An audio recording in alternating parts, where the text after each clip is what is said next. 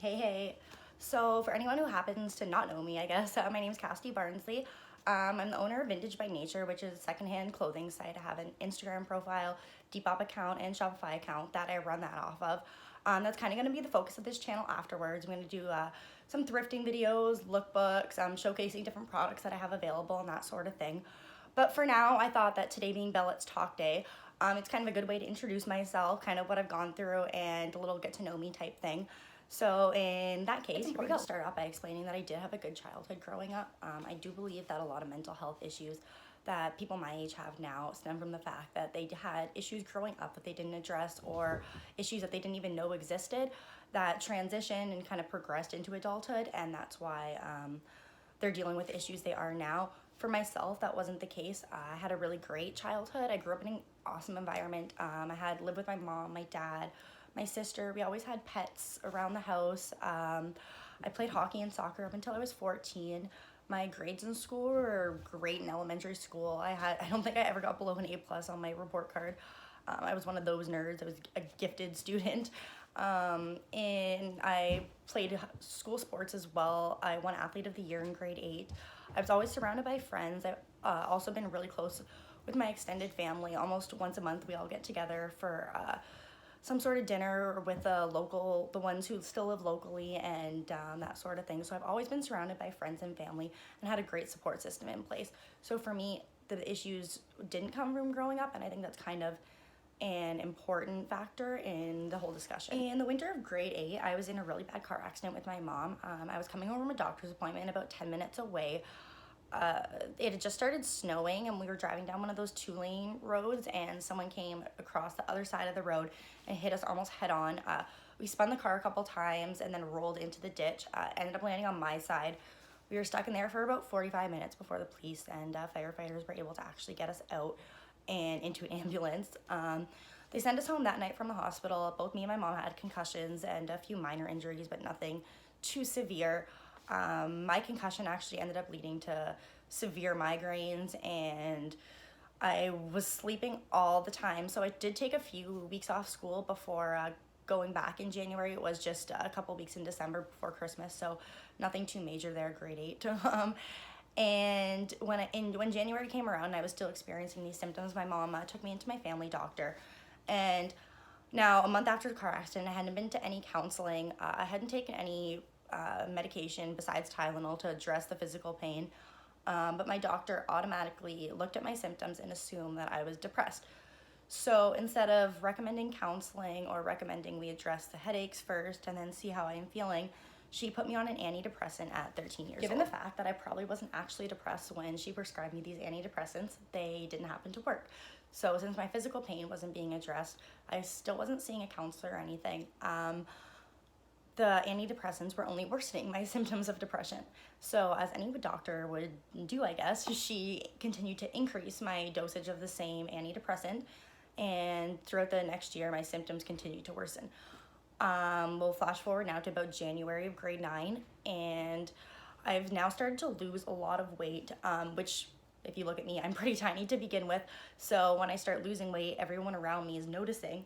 I'm playing it off as, oh, it's just me not feeling well, of course, because being an athlete, and sports being basically the center of my life, I can't let on that I'm purposely restricting my food, not given by choice, but given by the fact that I feel completely awful about the way that I look. So around just before the summertime of grade 9 going into grade 10, my mom decides that my family doctor just wasn't helping to address the issue. So she brings me up to emergency at McMaster in Hamilton, and immediately they diagnosed my symptoms as what it was, an eating disorder. I was diagnosed with anorexia and immediately put on an outpatient program. So I was assigned a therapist, a psychologist, and an actual doctor to monitor my symptoms at the eating disorder clinic at McMaster, where I would go twice a week for the next 2 months before being hospitalized. I spent 3 weeks in the hospital during August of the summer going into grade 10 because my weight had become so low. I was down to 87 pounds, and my heart was actually at risk of having a heart attack at any given point. My heart rate had slowed down so much due to me restricting my food intake. So I spent 3 weeks in the hospital. I regained my weight, but my mental health really never recuperated. I was super depressed at this time in the hospital. It was the summertime, so it was really hard for me not to be outside playing sports, stuck in a hospital bed for 3 weeks straight. So I did get to start back school in the grade 10 like I had wanted. But in March of grade 10, I ended up being hospitalized again for 3 weeks. This was more so, my weight was still around 90. It had dropped down to again to 90 pounds. But it was more so my mental health symptoms had worsened. But this was largely due to the fact that McMaster had prescribed me within this 6-7 month period, had prescribed me over 10 different medications.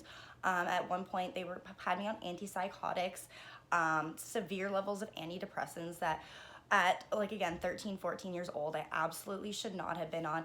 And again, continually increasing my dosage of these medications.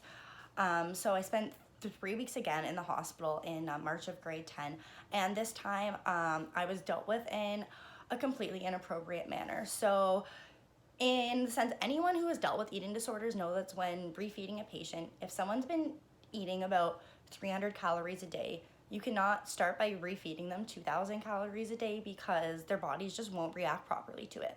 So I was being fed over 3,000 calories a day as soon as I got in. And of course, my body could not intake this amount of food.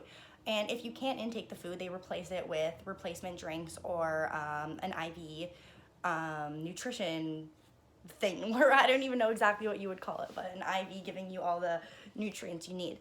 So you didn't really have a choice on how much you were intaking. So because I was intaking so much, my body rejected all of this, and I was put in an isolation unit where nobody could come in and see me. Anyone who did come in and see me had to be all, you've seen them, in those outfits, so they weren't contaminated or whatever with anything that I had.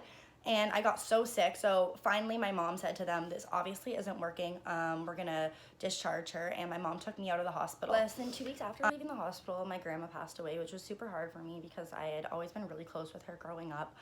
And a week after that, I attempted to take a bunch of melatonin in a suicide attempt, and I was rushed to the hospital where I spent a night, them monitoring me, and I was then released the next day. This was really frustrating looking back on because I did have McMaster send me my medical records, and they had continually increased the dosage of antidepressant and anti-anxiety medication that I was on, and I continually told them that these are making me feel worse and I was not feeling well on them. And I even at one point told them that I was feeling suicidal, and they still continued to increase the dose of the medication that I was on instead of considering changing it or stopping it or looking at an alternative method. So this was super frustrating for me when looking back on, because they completely over-medicated me, and this resulted in me eventually moving out of my home in November of, I guess it would have been grade 11, so that same year but different school year. I got really frustrated with my mom because she kept sending me up to McMaster, and I believed that these medications weren't helping me and they were worsening my symptoms. So of course, when I left my home as a 16-year-old, I stopped taking all medications. I was on 10 pills a day, and I stopped taking all of them at once, which is not the solution on how you're supposed to wean yourself off of medication. And I ended up turning from prescription drugs to illegal drugs. At 16 years old, you named it, I had tried it. Cocaine, ecstasy, mushrooms, MDMA. I'd even tried fentanyl because I literally had no clue what I was touching at that age. I was a complete alcoholic. I was drinking at school. A Mickey, I could down it and not feel any pain at all. I only got 1 credit in grade 11 because I failed all of my other classes. I definitely lost a lot of people at this point in my life. There were a few that stuck around and that were there for me, and I owe a lot to them because I definitely wouldn't be here if it wasn't for those few individuals. And like I said, the fact that I have had a great support system is really the reason that I am where I am today. I finally decided one day that I needed to change. Growing up my whole life, I had been such an overachiever, and I realized that where I was not where I wanted to be or who I wanted to become. So I looked into medical marijuana as a solution. All for the past 4 years, I had been overprescribed antidepressants, illicit drugs to deal with my headaches, anti-anxiety medications, antipsychotics, you name it, they had tried it. I had been to acupuncture therapy, counseling, anything that you could possibly think of to deal with massage therapy, osteopath, anything that you can think of to deal with pain, the symptoms of pain, and both physical and mental. I had tried it and nothing seemed to be working. So I had heard that medical marijuana helped out a lot of people with both physical and mental pain. So I looked into it, and due to my age, me being so young, it took me quite a long time to be able to get access to that. There is only one doctor in all of Ontario that's willing to prescribe medical marijuana to patients under 25. So I had to get a referral to her, which took a lot of effort, and that was actually one of the reasons I got my records from McMaster sent down to me. So after about a year, I finally got in to see her, and immediately after looking at the medication that I had prescribed, the length of time that I had suffered, and all of my symptoms that I had going on, she prescribed me medical marijuana, and immediately my headaches, it helped my headaches, my anxiety, my depression, my sleeping, my eating, all at once, all of my symptoms combated, versus me taking 10 pills before that had never helped at all. So this was a great solution for me. It enabled me to get my own apartment. I finished my high schooling with a 92 average after having, like I said, getting 1 credit in grade 11. So I worked hard to get my high school diploma. I was finally able to work on my physical health, which meant a lot for me. Playing sports all my life, one of the things that was really depressing for me was the fact that I wasn't able to do anything physically for so long because I felt so sick due to the fact that I wasn't eating and was depressed and everything. So finally I was able to work on my physical health again. Flash forward, flashback, whatever you want to call it, to the ending of my first year of college. This was about April of 2018. So after a good year of school, like I said, I finished with a really good average, and I was super proud of the progress that I had made. And I didn't really drink much the past from January to April, since first of all, it's cold, and then I don't really like to go outside in the cold. So, but I also really focused on my grades and my education, and as I could tell, it paid off. So I decided, okay, finally summertime, I was gonna go out for a night with my friends. This was literally the day after getting grades. It was, school had finished maybe 2 days before. And I went out with a big group of people. There was about 20 of us or so that went to the bar. We all took different cabs and stuff. But of course, once you get to the bar with your friends, everyone kind of goes off, does their own sort of thing. I'd only had about 2 drinks by the time I got there. So immediately I knew that when I started feeling wrong, that someone had put something in my drink, because I can tell there's a huge difference between me blacking out, but I don't black out after 3 drinks. So I could tell that something was off. So I booked an Uber on my phone and went outside to go and wait for that. Now, of course, when you're waiting for an Uber, you're kind of looking at the license plate like, oh, is this my car? Is this my car? Oh, no, not my car. So anyways, of course, I was going through that process. And as I was going through that process, I was actually grabbed by 2 guys and thrown into a car. Now, these guys drove around with me for I can't tell you how long, because I don't remember much from that at all. But what ended up happening is they either threw me out or I jumped out of the car, because I was clearly resisting whatever they were trying to do to me. And they left me unconscious about 2 blocks away from the bar that I was at on the side of the road.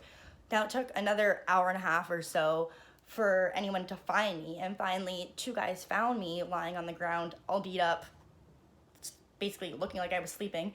So they, of course, tried to wake me up. Now, when I was woken up by 2 guys after what had just happened to me, I kind of tried to attack these 2 guys as they were trying to help me. So anyways, of course, they tried to bring me over to a police officer to get me help, who, of course, a police officer having a screaming drunk girl saying these guys are attacking me is, of course, going to jump to the conclusion, oh, she's drunk, she's had too much to drink, we're going to take her to the hospital for over-intoxication. So as I'm trying to explain somewhat incoherently, since I have still been drugged and am not in a state at all to be explaining anything, I'm brought to the hospital and dealt with there. So when I get to the hospital, they treat me as, like I said, intoxication, and they had sedated me because I was freaking out, and they sent me home still sedated with my mom. Now, while I was in the car with my mom, I woke up, and being in a car, after what had happened to me in a car, I just freaked out, and I literally, 90-pound me, kicked out my mom's windshield because I needed to get out of this car. I did not know why I was back in a car. So my mom brought me back to the hospital and was like, okay, no, you need to listen to what she's saying and you need to address what happened. So I spent about 24 hours there in the whole process, because finally, when they did all the tests that they needed to, took all of my clothes, like, took all of my statements, and throughout this whole process, I was still heavily sedated and medicated, so it was all kind of a blur to me, what was going on. And finally, I got to go home after that. So I had to spend 6 months afterwards doing up follow-up testing and follow-up care with my family doctor and the hospital to make sure everything was all okay after the incident, which was really hard for me to go back to and everything. But anyways, I ended up losing, again, a lot of friends throughout this process. It was summertime and I wasn't able to go out because I could not handle the environment and the PTSD experienced with being associated at a bar around large groups of people. I couldn't even go to my family reunion because I couldn't handle dealing with being in crowds of people. And this was really hard for a lot of people around me. They just really didn't understand what I was feeling. And I ended up feeling quite alone at this point. It was really hard for me. I got super depressed. Nightmares, I still have the nightmares. Last night I woke up from one. I literally wake up screaming every single night. Like I said, that's something that I'll probably deal with for a while. I have days where I can't eat. I literally spent the first 2 weeks of this month not being able to eat, not being able to leave bed. It was just really hard for me because, like I said, sometimes I just still have to deal with the emotions that I feel from that. And my anxiety's definitely gotten a lot worse with just simple situations of interacting with people, interacting with groups of people, going out in crowds, and things that used to be super easy and enjoyable for me are now difficult and sometimes not enjoyable for me. Sometimes I have to do them for other people instead of doing them for myself. But that in the constant anxiety and fear, I literally will walk anywhere 30 seconds by myself. I walk from my car to my apartment. I walk anywhere like that. I'm in constant fear of, oh my God, who's around? What's going on? And living in that constant fear obviously increases your anxiety as well. So if you managed to listen to me blabber for the past 30 minutes, props to you and thanks for that. But my whole point in sharing my experiences, and particularly what I've experienced more recently, is that the reason that I continue to push through it and continue to wake up each day and do what I do is because I know that things have hit rock bottom before.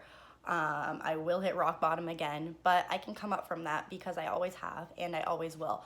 And that does come from the self-determination that I've had in myself always, but that also comes from knowing the fact that things aren't always going to be perfect.